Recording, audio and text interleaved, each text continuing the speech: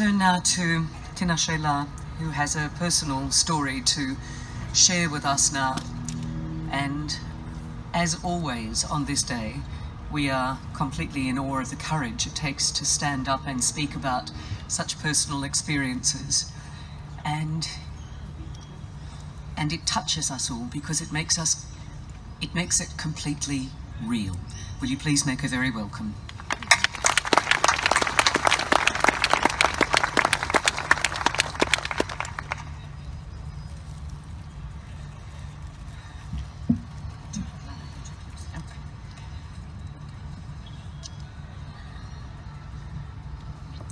This bold, brave, beautiful woman standing before you, all honorable guests, was not like this 15 years ago.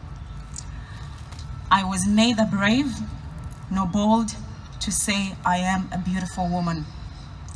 I came as an international student, fresh from Bradley High School in Zimbabwe, at 18 years of age, in July 2004, with the intention of completing a Bachelor in Accounting degree. On the 25th of December 2004, I met a very outgoing, outspoken, adventurous, handsome young man. Then he was everything I was not: loud, bold, and humorous, and that's what drew me to him.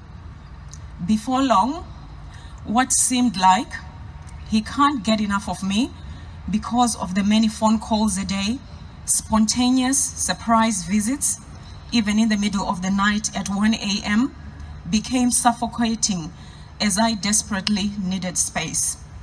Before long, every goodbye turned out to be an argument because apparently everyone else was doing it.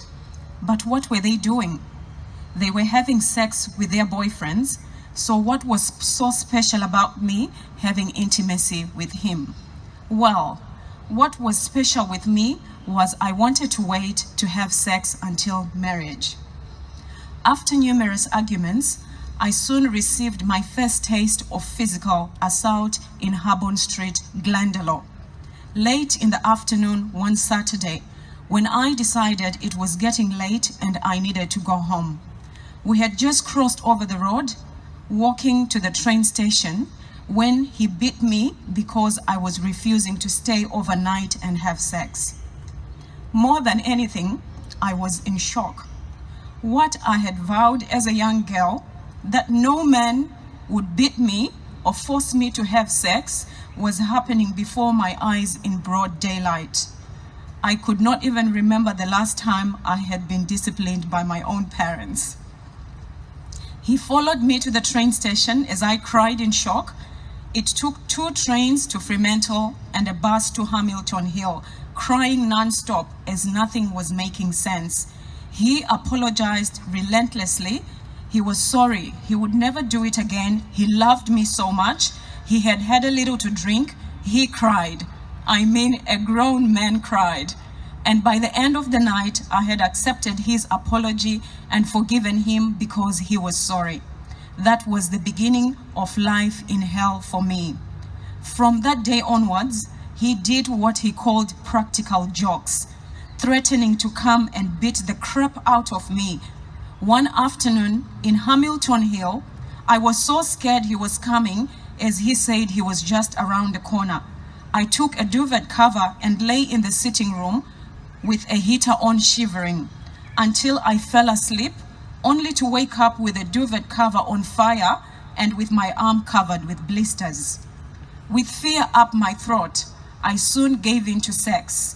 Being young and naive, I did not use contraception and fell pregnant without knowing, till I miscarried and found out when I went to Princess Margaret Hospital. I called the police numerous times. Every time I was beaten, with only a few seconds window to speak each time, as the phone would get thrown into the wall. After a year of studying, I lost my student visa, a story for another day. And then my boyfriend then saved the day and sponsored me on a spouse visa.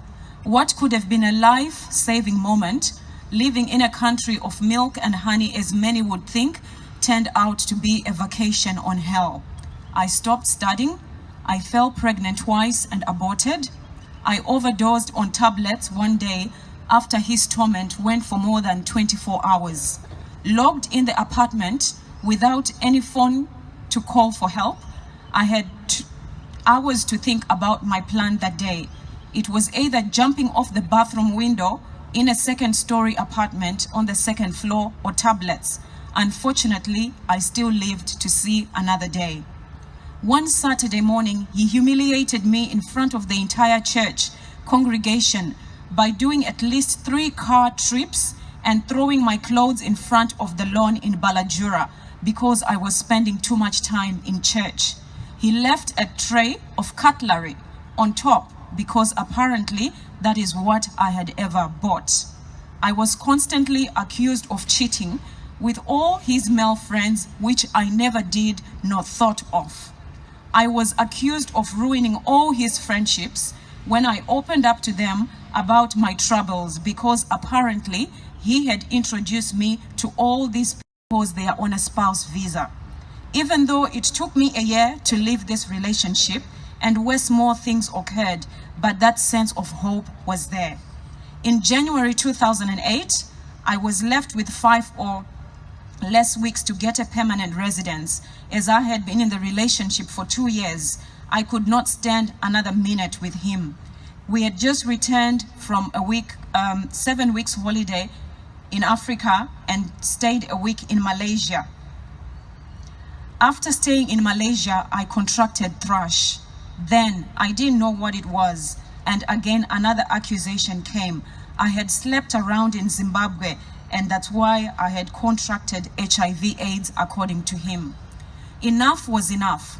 I decided to be the nice girl and say thank you for all you have done, but I was leaving you. Little did I know that is the most dangerous time for a woman to leave an abusive relationship. So before he left for work, I said I was leaving. That afternoon, he beat me. That would have been also the first day I bled. And because I panicked that I was going to die, I managed to escape to the neighbor's house after dialing 000 and only saying a few words before he threw the phone into the wall and said, "You have called the police on me. When they come to arrest me, you will be dead." Minutes later, I heard sirens and went out to speak to the police. That was my first time to stay and wait for the police in the 3.5 years I had called 000. I feared getting him arrested and going to jail as I felt bad. So he was given a restraining order. Within minutes of the police leaving, he already called saying he was sorry. Even as I stayed in a share house after leaving and no longer with him, the abuse never stopped. I left everything except my clothes. So he accessed my emails and changed passwords.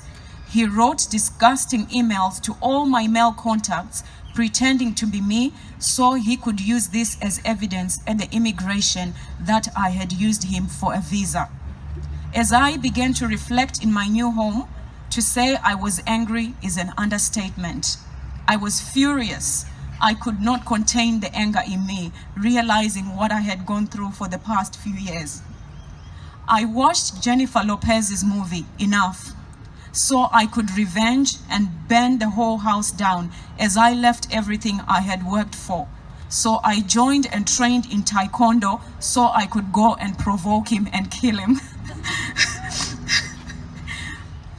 So how did I allow myself to go through all this and more when I had never been abused as a child? Fear from childhood had crippled me without even knowing it. Adding my ex-boyfriend abuse to this, I did not actually realize I was breeding fear. Staying silent was learned behavior.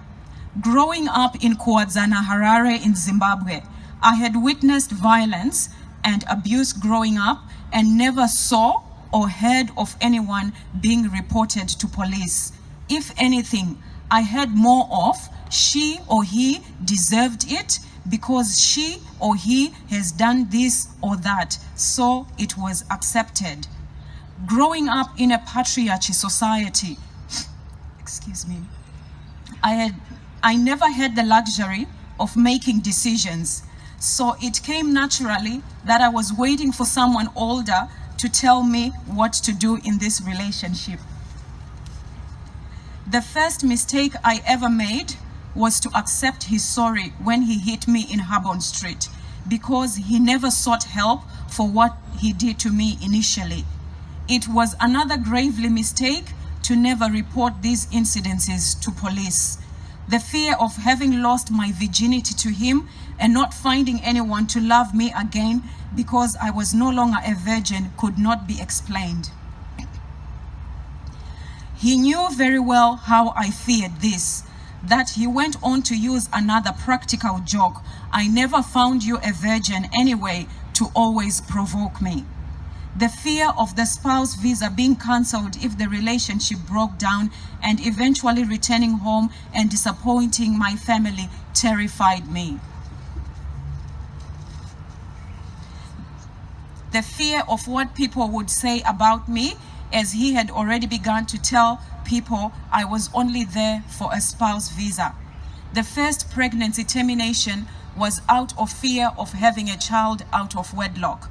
The second pregnancy termination was out of hatred, as I could not bear to have a child that looked like him. The fear of reporting him to social workers when they asked me at Sir Charles Gardner why I had overdosed. As if all these fears were not enough, in August 2007, I started a new job and got my first taste of racism. I was so afraid that I could not admit I had borrowed a ruler of my co-worker. I had to wait for my boss to come through and rush downstairs and greet him and pull him into the kitchen and tell him to lie on my behalf that he had borrowed the ruler, which he did.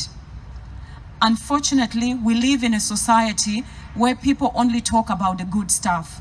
Everyone wants to know when you're graduating your degree, when you're engaged, when you're getting married, when you're having a baby, and not how the process to get there is going.